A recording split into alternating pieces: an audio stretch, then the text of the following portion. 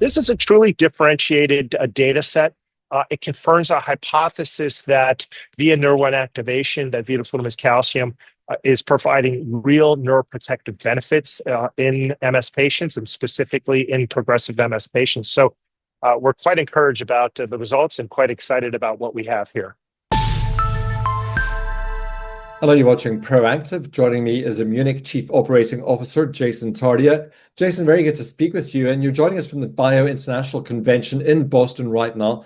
Tell us a bit about the conference, what it's about, and what Immunic's goals are for the event. Sure. Well, thank you for having me. The Bio International Convention is one of the largest global events for the biotech industry. It brings together over 20,000 biotech, biopharma leaders from across the world to network, to partner, to discuss the latest in innovations and just overall trends within the biotech industry. Specifically for Immunic Therapeutics, we have a couple of goals for this respective event.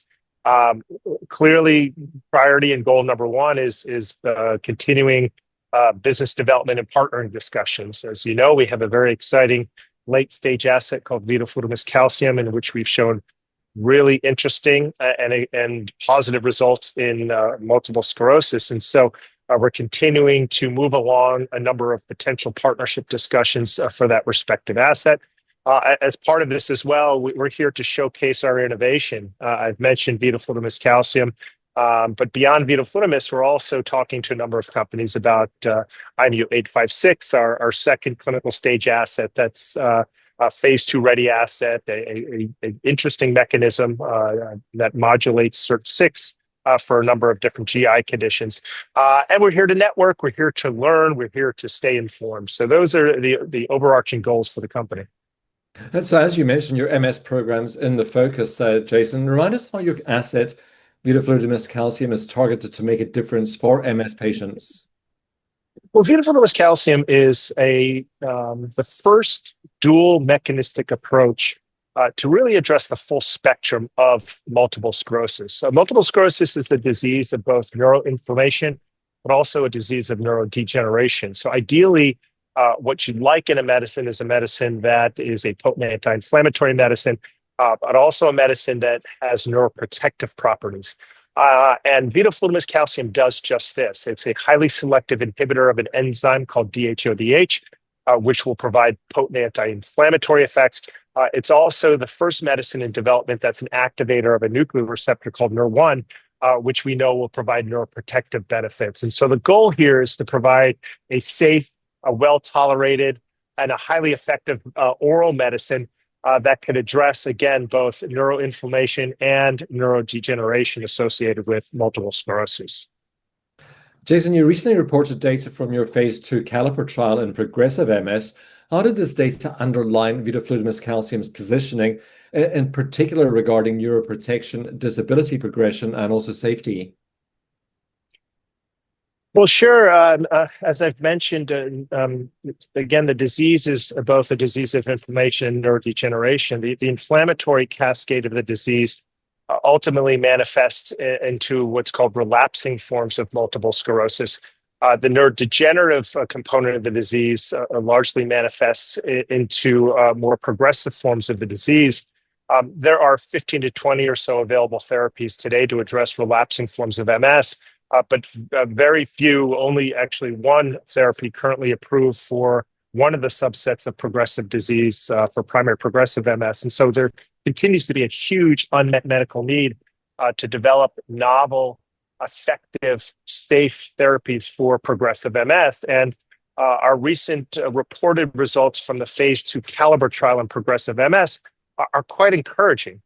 What we recently reported is that in the overall progressive MS population, a total of 467 patients, vidofludimus calcium demonstrated clinically meaningful reductions in 24-week confirmed disability worsening, specifically a 24% reduction in confirmed disability worsening compared to placebo in the total cohort.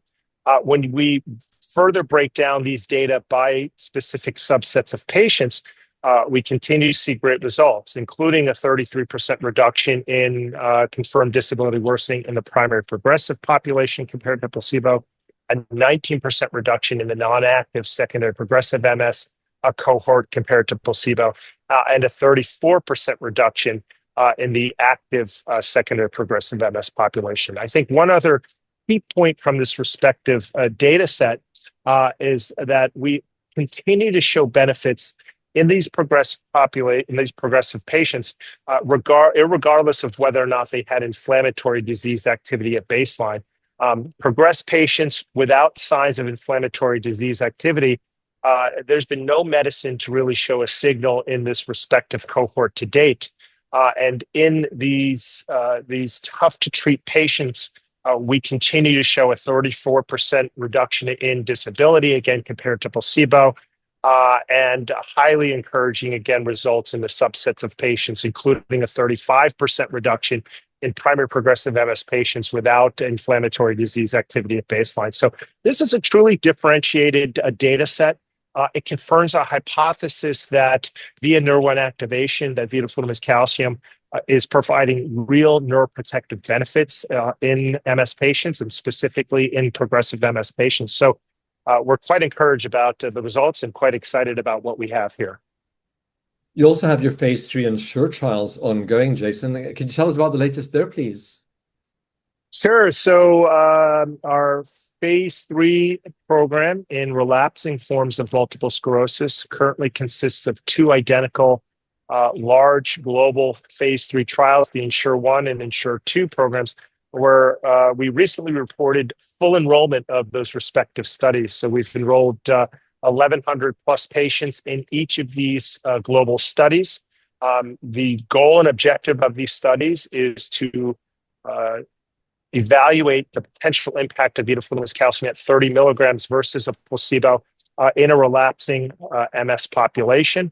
We'll look at the primary endpoint of time to first relapse, but we'll also look at a whole host of secondary outcomes, including the potential impact of this medicine on confirmed disability progression, on MRI outcomes, and other biomarker outcomes. So we're very, very excited that we've fully enrolled those trials and look forward to top-line data from those 2 respective studies in relapsing MS in the latter part of 2026.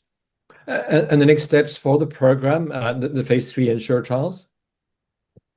Yeah, as I've mentioned, we'll continue operations and hope to read out those data in the latter part of 2026.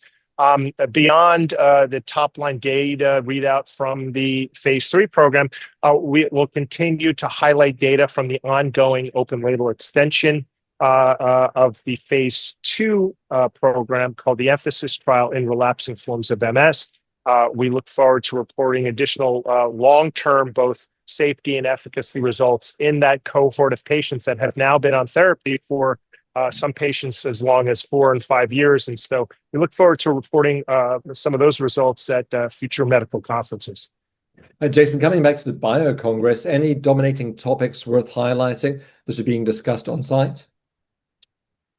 I think generally speaking, when we think about the conference this year, the focus is really around how do we continue to innovate as an industry? How do we continue to be patient-focused as an industry? Clearly, the macroeconomic environment has been difficult for the biotech sector, and finding ways to strategically fund and finance these small biotech companies, I think, has been challenging. So I think networking opportunities as companies share ideas about what's working well, as companies share a conviction of continuing to drive forth new science, new innovation to address areas of unmet need. And there continues to be high unmet need across a variety of diseases, across a variety of different patient populations. And so the biotech industry, of which Immunic Therapeutics is very, very excited to be a part of, will continue to persevere and to continue to drive forward to find results for patients that need our help. I hope you have lots of success at the Congress. Thank you very much for taking the time to speak with us.